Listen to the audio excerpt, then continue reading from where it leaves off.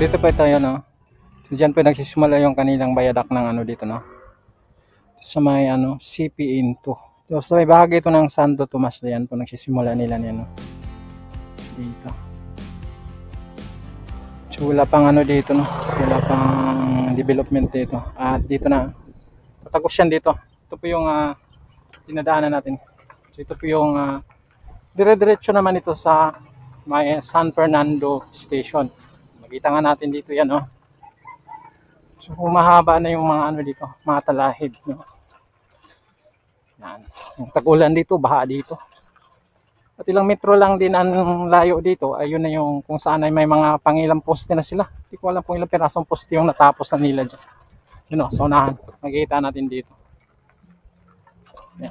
So, mataas na yung mga talahib dito sa may bahaging ito. Wala pang ano, no? Wala pa itong development dito. So yun, humahaba na itong bubong na ito, you know?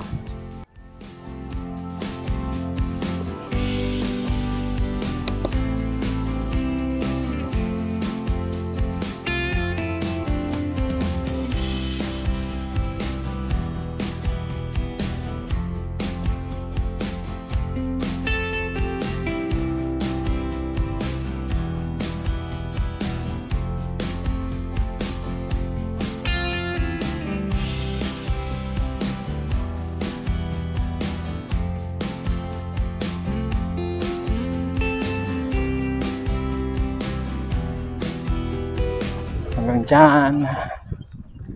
So makita na natin yung mga poste dito. Yun, may makina pa dito. Yun na. So tatawid na to dito sa may ano. Ito yung San Pedro Road. Yan. Puntahin doon.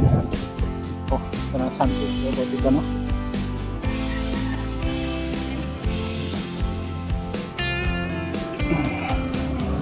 Yung MacArthur Highway yan.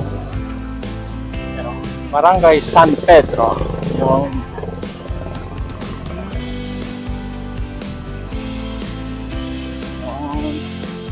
dito may vertical clear. Yan yung mga poste dito. So yan, no? So yan po yung mga poste na natapos na nila dito. Ilang piraso ba yan? 1, 2, 3, 4, 5, 6, 7, 8 8 yata, siyam, 9. So yun po yung ano, laki ng poste dito. So matagal lang natatapos nila yan, no? Dito pito sa may ano, yan, no? Ilang kilometro din dyan yung San Fernando Station.